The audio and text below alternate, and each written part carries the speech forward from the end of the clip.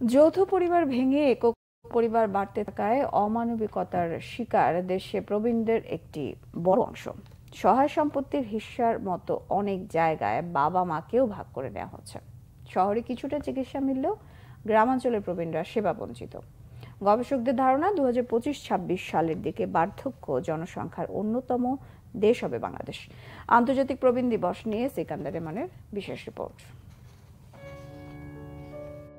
দেশের মোট জনসংখ্যার 9.28% প্রবীণ।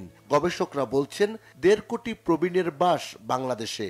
1990 সালে জাতিসংঘের সাধারণ পরিষদে 1 অক্টোবরকে আন্তর্জাতিক প্রবীণ দিবস হিসেবে ঘোষণা করা হয়। সেই হিসেবে 2024 সালে এসে 34তম প্রবীণ দিবস পালন হচ্ছে সারা বিশ্বে। বাংলাদেশের প্রবীণদের বাস্তবতা আসলে কি? কেউ দেয় না, কষ্ট হয়েছে তো একটু কাজ করি মানুষের বাড়িতে, এই বুড়ো মানুষ করে খাচ্ছি কি করব। গ্রামে থাকা প্রবীণরা বেশি অসহায়। আর্থিকভাবে অসচ্ছল পরিবারের প্রবীণদের অবস্থা বড় করুণ। যৌথ পরিবার ব্যবস্থাগুলো ভেঙে আজকে একক পরিবারে রূপান্তর হচ্ছে, আর এর নীরব শিকার হচ্ছে কিন্তু প্রবীণ জনগোষ্ঠী।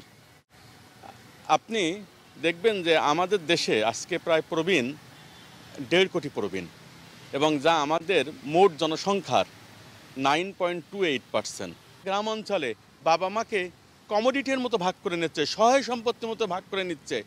এক ছেলের দিকে 2 মাস, এক ছেলের দিকে 3 মাস, এভাবে তারা বাবা মাকে ভাগ করে নিচ্ছে। কাজেই আজকে গ্রাম থেকে শহর অঞ্চলে হয়তো কিছু মানুষ প্রবীণ সেবা পাচ্ছে, বিভিন্ন হাসপাতালে যে সেবা নিতে পারছে, কিন্তু আজকে গ্রামে দেখেন 75% মানুষ গ্রামে বসবাস করে প্রবীণ। তারা গ্রামে তাদের কি স্বাস্থ্যসেবা আছে? বয়স্ক ভাতা নিয়ে অনেক ক্ষেত্রেই অনিশ্চয়তা, দুর্ভোগ, কষ্ট, ভোগান্তি প্রবীণদের নিত্যসঙ্গী। কষ্ট হচ্ছে খুবই, মানে ওইটা যে ওষুধ বিশুদ্ধ খাতাম, তেল সাবান কিনতাম, পায়সান্ডেল ছিললে কিনতাম, কাপড় চোপড় করতাম, তো ওইটা তো পাচ্ছি না। কষ্ট করেই চলছি, আশা করে আছি আবার পারে তখন অসুখ অসুখ দেখাতে হবে। আমার এখানে মরণকালে আমি কি চাই, 2টা ভাত বরাতে যদি নেহে আমরা তো খাবো, না নেহে না খাবো। সরকারের কাছে দাবি, বয়স হচ্ছে 96 বছর বয়স, আমি চলাফেরা করতে পারি, সেই সুযোগটা আমার দিতেই হবে। অসুখ বিসুখ হলে দেওয়া আছে, ছেলে টুকটাক কাজ করে, আমি শাকসবজি বিক্রি করি, তাইতে সংসার চলে খুব কষ্টে। কোনো জমি জমা নেই আমাদের, কোনো জমি জমা নেই, পরের জমি জমা হারি করে খাই। সরকারের কাছে আমি যাতে বাঁচিয়ে থাকতে পারি সেই দাবি, আর কিছু না। প্রবীণদের পরিচর্যায় দীর্ঘমেয়াদী পরিকল্পনার অভাব এবং বেসরকারি সংস্থাগুলোর এ নিয়ে অনীহা দেখছেন এই গবেষক। প্রবীণদের ক্ষেত্রে কিন্তু লং টার্ম কেয়ার এবং প্যালিয়েটিভ কেয়ারটা খুব দরকার। আমাদের দেশে কি লং টার্ম কেয়ার এবং প্যালিয়েটিভ কেয়ার সেইভাবে গড়ে উঠেছে? নো।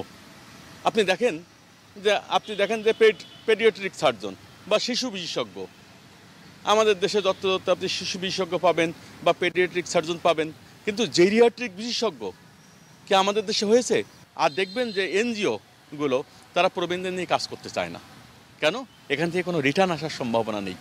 সমাজের অন্য সব অংশের চেয়ে প্রবীণ জনগোষ্ঠীর কল্যাণ, জীবন মানের উন্নয়ন এবং চিকিৎসা সেবার নিশ্চয়তায় বাড়তি গুরুত্বের তাগিদ গবেষকদের। সিকান্দার রেমান, বাংলা ভিশন, ঢাকা।